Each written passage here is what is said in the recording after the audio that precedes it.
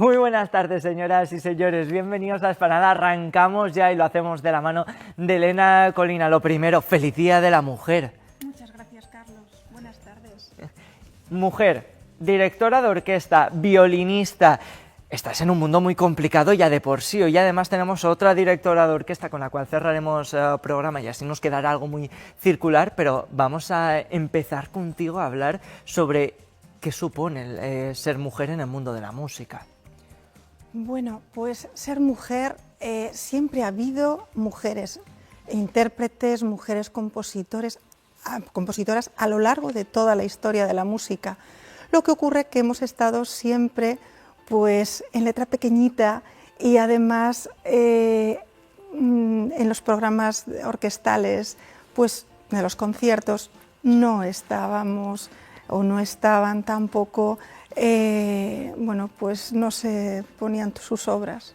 Claro, muchas veces, y luego lo vamos a ver, se escondían tras seudónimos de hombres que robaron toda la fama y el éxito a las personas que realmente merecían la atención y el aplauso. Podríamos hacer un ejercicio muy sencillo con la gente que nos está viendo desde casa, y es que piensen antes del siglo XX en mujeres directoras de orquesta o compositoras importantes o relevantes. Seguramente la gran mayoría encontrará entre 1 y 0, porque era realmente complicado. Pero nosotros hoy vamos a hacer una labor de redimir a la historia y también a esas personas con nombre de mujer que formaron parte de la historia de la música. Así que, Elena Colina, han existido, hay realmente buenas compositoras, buenas directoras en la historia de la música. Claro que sí, claro que lo ha habido y lo hay. Pero fíjate, haciendo un poco,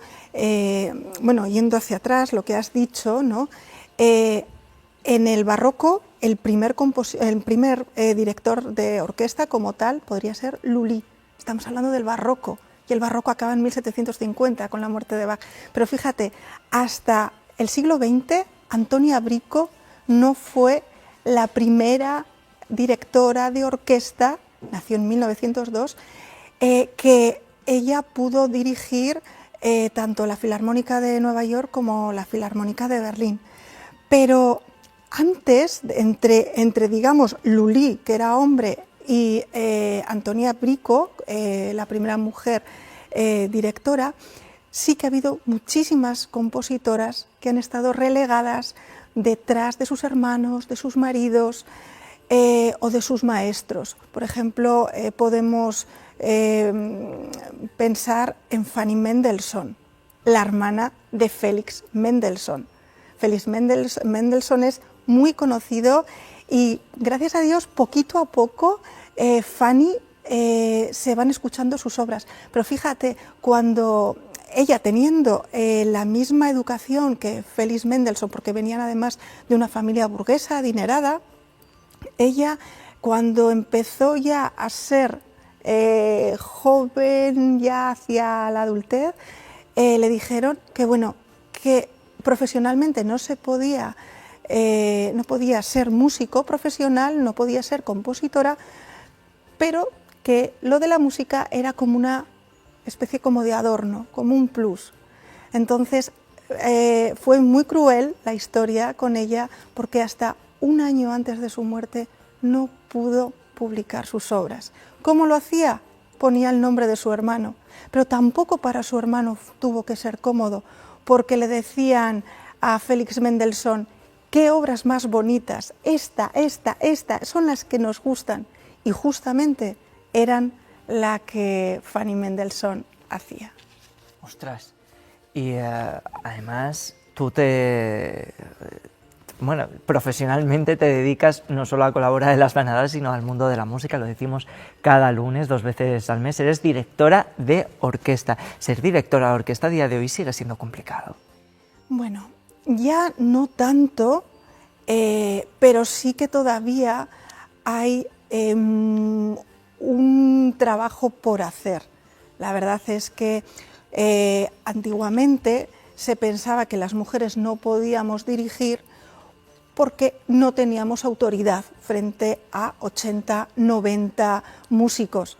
Fíjate, en las orquestas no había ni siquiera mujeres. Hubo una mujer que se llamaba Maddalena Lamordini Sinrey, que ella pudo ser en el siglo XVIII violinista profesional.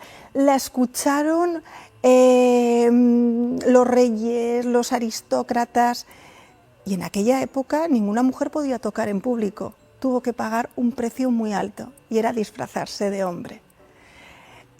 Hoy en día ni el público, ni la batuta, ni el instrumento que vayas a tocar saben si eres hombre o si eres mujer.